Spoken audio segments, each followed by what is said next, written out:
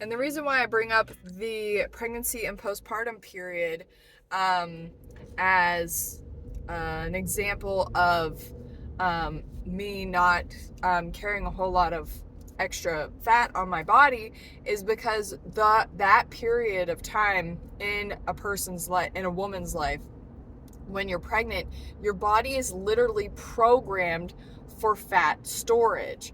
So, to not put on a whole lot of excess weight during pregnancy, despite consuming unlimited carbohydrates, is very telling for the diet and how it supports our metabolic function. Carbohydrates serve as the precursor to glucose, okay?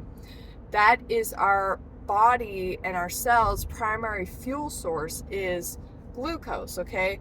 And we have to take in sufficient carbohydrates every single day in order to produce glucose, in order to have a sufficient amount of glucose for energy production. When we don't consume enough glucose, that's actually when our body gets mega programmed for fat storage. Okay, so by triggering gluconeogenesis, we encourage and program our body for cortisol induced insulin resistance. Whenever we don't consume enough carbohydrates, or whenever more carbohydrates are needed by the body, like during exercise or something, cortisol levels are going to be elevated. So they become elevated, chronically elevated, when you undereat carbohydrates. And then they're also going to elevate during exercise or in the morning, when your body is going to be in need of fuel, within the time frame post exercise and after waking, right?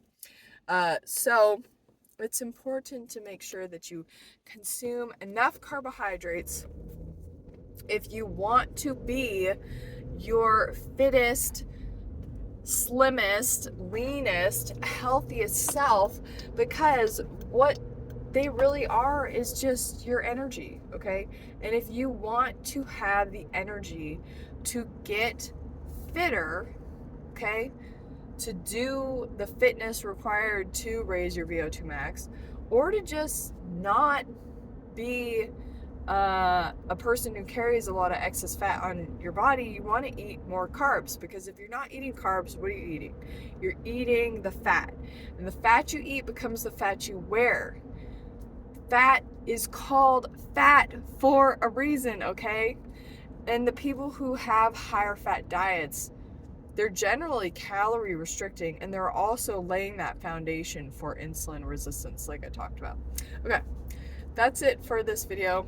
Hope it makes sense. Leave any comments or questions down below. For more information, sign up for my coaching program, because metabolic health is really the foundation of all of this. And in order to be metabolically healthy, you need to understand what that takes. Okay? See you guys next time. Bye.